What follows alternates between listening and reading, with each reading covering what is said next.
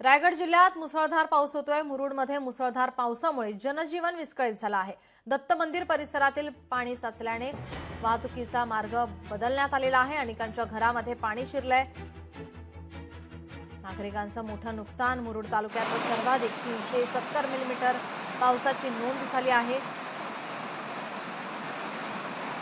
मुसळधार पावसामुळे आता जनजीवन विस्कळीत झालेलं आहे। अनेकांच्या घरात पाणी शिरलंय। घरातल्या वस्तूंचं नुकसान झालेलं आहे। मुरुड तालुक्यात सर्वाधिक 370 मिलीमीटर पावसाची नोंद झाली आहे।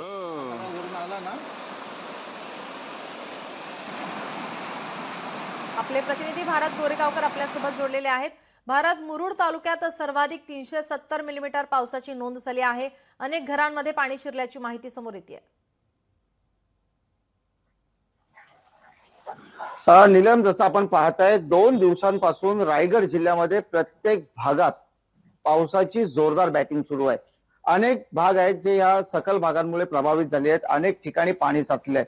जसं आपण उल्लेख केला त्यानुसार मुरुडमध्ये सुद्धा जी परिस्थिती निर्माण झाली आहे, मुरुडमध्ये सकल भागामध्ये पाणी साचलं। काही लोकांच्या नागरिकांच्या घरामध्ये पाणी गेलेलं आहे।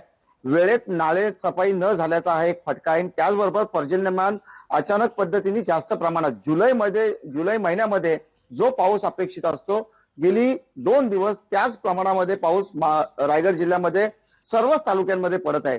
या आपण मुरुडचा विचार केला तर मुरुड पाठोपाठ श्रीवर्धनला देखील हा अतिवृष्टीचा फटका बसला असंच म्हणता येईल। कारण जसवली फाट्यावरती रस्त्यावरती पाणी साचलंय आणि त्यामुळे म्हसळा श्रीवर्धन मार्ग आहे तो वाहतुकीसाठी बंद झालेला आहे। त्याचबरोबर श्रीवर्धन वरनं हरिहरेश्वरकडे जाण्याचा मार्ग आहे तो देखील बंद झालेला आहे। दिव्यागर भरटकोल मार्गावरती जो पूल आहे त्याची उंची कमी असल्यामुळे पुलावरून पाणी जातोय, तो सुद्धा अजून वाहतुकीसाठी पूर्णपणे ठप्प आहे।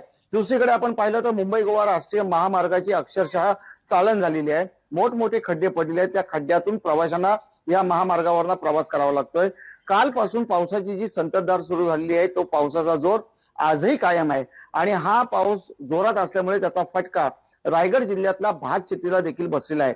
सुदैवाने या 2 दिवसामध्ये कुठेही जीवितहानीचं वृत्त नसलं तरी ज्या ठिकाणी दरडी कोसळण्याचा धोका आहे त्या भागामध्ये संततधार सुरू राहिल्यामुळे दरडप्रवण क्षेत्र जे आहेत त्या ठिकाणची घरं आहेत त्यांना सुरक्षित ठिकाणी कसं स्थलांतरित करता येईल यासाठी प्रशासनाकडून प्रयत्न सुरू आहेत।